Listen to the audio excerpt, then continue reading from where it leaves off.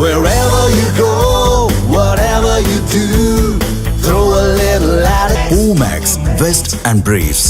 தமிழ்நாட்டுக்கான துணைத் தலைவர் பதவி அல்ல இது, இந்தியாவுக்கான துணைத் தலைவர் பதவி. எனவே இதில் தமிழர் என்கிற அடையாளம்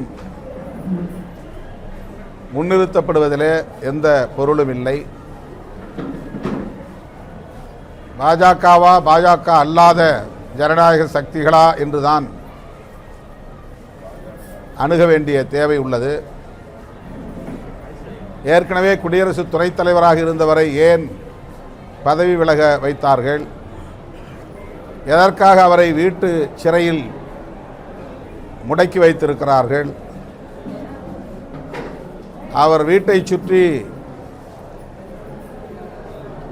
இராணுவ படையை சார்ந்தவர்களை, இராணுவ வீரர்களை ஏன் காவலுக்கு வைத்திருக்கிறார்கள்?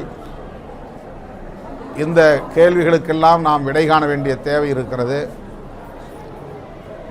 அவர்கள் தேர்ந்தெடுக்கிற குடியரசுத் தலைவராக இருந்தாலும் குடியரசு துணைத் தலைவராக இருந்தாலும் அவர்களை அச்சுறுத்தும் அளவுக்கு பாஜக மற்றும் பாஜக அரசுக்கு துணிச்சல் இருக்கிறது அல்லது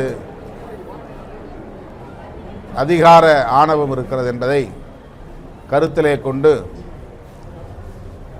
அவர்களின் கட்டுப்பாட்டிலே போய் சிக்கிக்கொள்ளாத வகையில் சுதந்திரமாக அரசமைப்பு சட்டத்தை பாதுகாக்கக்கூடிய வலிமையுள்ள ஒருவரை குடியரசு துணைத் தலைவராக தேர்ந்தெடுக்க வேண்டும். ஆகவே இந்த வாய்ப்பை பயன்படுத்தி அகில இந்திய அளவில் நாடாளுமன்ற உறுப்பினர்கள், மக்களவை மற்றும் மாநிலங்களவை உறுப்பினர்கள் சுதர்ஷன் ரெட்டி அவர்களுக்கு வாக்களிக்க வேண்டும் என்று விடுதலை சிறுத்தைகள் கட்சியின் சார்பிலே நான் வேண்டுகோள் விடுக்கிறேன். தனிப்பட்ட முறையிலே விடுதலை சிறுத்தைகள் கட்சியின் சார்பில் நாடாளுமன்ற உறுப்பினர்கள் ஒவ்வொருவருக்கும் தனித்தனியே நான் இந்த வேண்டுகோள் விண்ணப்பத்தை கடிதம் வாயிலாக முன்வைக்கிறேன். அவர்களுக்கு அவரவர் மின்னஞ்சலில் இதை ஒரு வேண்டுகோளாகவே நான் அனுப்பியிருக்கிறேன். ஆகவே இந்த தேர்தல் வெறும் வழக்கமான சராசரியான தேர்தல் என்று கருதாமல்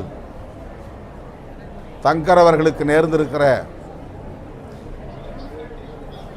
நெருக்கடி நிலையை கருத்தில் கொண்டு நாடாளுமன்ற உறுப்பினர்கள் சுதந்திரமாக சிந்தித்து சுதர்ஷன் ரெட்டி அவர்களுக்கு வாக்களிக்க வேண்டும் என்று மீண்டும் வலியுறுத்துகிறேன். தூய்மை பணியாளர்கள் விஷயத்தில் விடுதலை சிறுத்தைகள் கட்சி இரட்டை நிலைப்பாட்டை முன்வைக்கவில்லை. ஒரே நிலைப்பாடுதான். அதே வேளையில் மாற்று கருத்தையும் தொலைநோக்கு பார்வை அடிப்படையில் முன்வைத்திருக்கிறோம். அரசாணை 152 பிறப்பிக்கப்பட்ட நாளிலிருந்து அந்த ஆணையை திரும்பப் பெற வேண்டும் என்று போராடி கொண்டிருக்கிற ஒரே அரசியல் கட்சி விடுதலை சிறுத்தைகள் கட்சி. NULM என்கிற திட்டத்தின் கீழ் பணியாற்றக்கூடிய அந்த தூய்மை பணியாளர்களை தனியார் வசம் ஒப்படைக்கக்கூடாது என்று தனியார் மயமாதலை எதிர்த்து போராடி கொண்டிருக்கிற இயக்கம் விடுதலை சிறுத்தைகள் கட்சி. சென்னை மாநகராட்சியில் 15 மண்டலங்களில் அதிமுக ஆட்சி காலத்தில் 11 மண்டலங்களை தனியார் மயப்படுத்தி விட்டார்கள். இப்போது 2 மண்டலங்களை தனியார் மயப்படுத்துகிற போது உழைப்போர் உரிமை இயக்கம் அதற்கு எதிர்ப்பு தெரிவித்து போராட்டத்தை தொடங்கியது. அந்த போராட்டத்தில் தொடக்கத்தில் இருந்து விடுதலை சிறுத்தைகள் கட்சி ஆதரவாகவே இருக்கிறோம். முதலமைச்சரை சந்தித்து அவர்களை தனியார் வசம் ஒப்படைக்கக்கூடாது என்று வலியுறுத்தி இருக்கிறோம். ஆனால் அந்த தொழிலையே ஒரு குறிப்பிட்ட சமூகத்தினருக்கானதாக நிரந்தரப்படுத்திவிடக்கூடாது என்பதைத்தான் மாற்று கருத்தாக முன்வைத்தோம்.